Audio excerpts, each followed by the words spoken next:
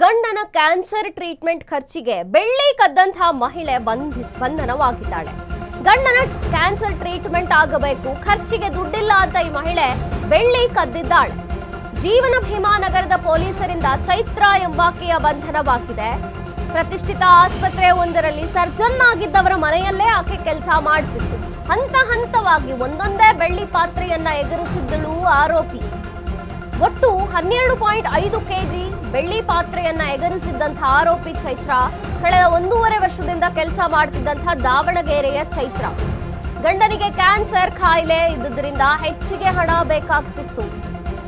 Owner ಮನೆಯ ಮಹಡಿಯ ಮೇಲೆ ಕೆಲ ಬೆಳ್ಳಿ ಸಾಮಗ್ರಿಗಳನ್ನ ಕೂಡಿಟ್ಟಿದ್ರಂತೆ.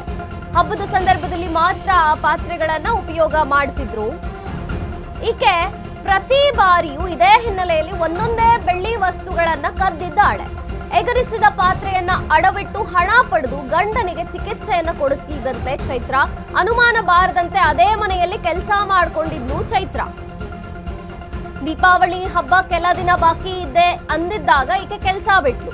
ದೀಪಾವಳಿ ಹಬ್ಬಕ್ಕೆ ಚೀಲ ಓಪನ್ ಮಾಡಿದಾಗ ಮನೆಯವರಿಗೆ ಗೊತ್ತಾಗಿದೆ, ಶಾಕ್ ಆಗಿದೆ.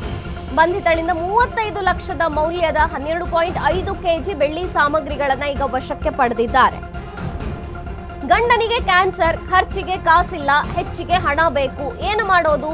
ಚೈತ್ರ ಎಂಬಾಕೆ ತಾನು ಯಾವ ಮನೆಯಲ್ಲಿ ಕೆಲಸ ಮಾಡ್ತಿದ್ಲೋ ಅದೇ ಮನೆಯಲ್ಲಿ ಕಳ್ಳತನವನ್ನ ಮಾಡಿದ್ದಾಳೆ.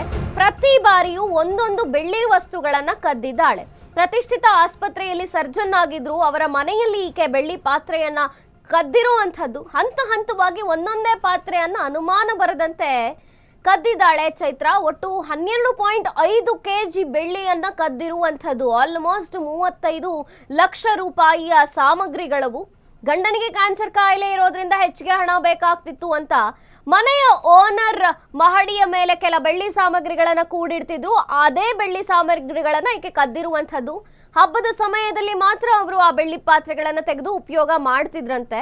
ಹೀಗೆ ಪ್ರತಿ ಬಾರಿಯೂ ಒಂದೊಂದೇ ಬೆಳ್ಳಿ ಪಾತ್ರೆಗಳನ್ನ ಎಗರಿಸಿದ್ದಾಳೆ ಚೈತ್ರ. ಅದನ್ನ ಅಡ ಇಟ್ಟು ಗಂಡನಿಗೆ ಚಿಕಿತ್ಸೆಗಾಗಿ ಹಣ ಹೊಂದಿಸೋದೇ ಈಕೆ ಕೆಲಸವಾಗಿತ್ತು. ಅನುಮಾನ ಬಾರದಂತೆ ಮತ್ತೆ ಅದೇ ಮನೆಯಲ್ಲಿಯೇ ಕೆಲಸವನ್ನ ಮುಂದುವರಿಸಿದ್ದಾಳೆ. ಬಹಳ ದಿನ ಆದ್ಮೇಲೆ ದೀಪಾವಳಿಗೆ ಬೆಳ್ಳಿ ಪಾತ್ರೆಗಳು ಬೇಕಾಗತ್ತೆ ಅಂತ ಚೀಲ ತೆಗೆದು ಓಪನ್ ಮಾಡಿ ನೋಡಿದಾಗ ಅವರಿಗೆ ಗೊತ್ತಾಗಿದೆ, ಮನೆಯವರಿಗೆ ಶಾಕ್ ಆಗಿದೆ.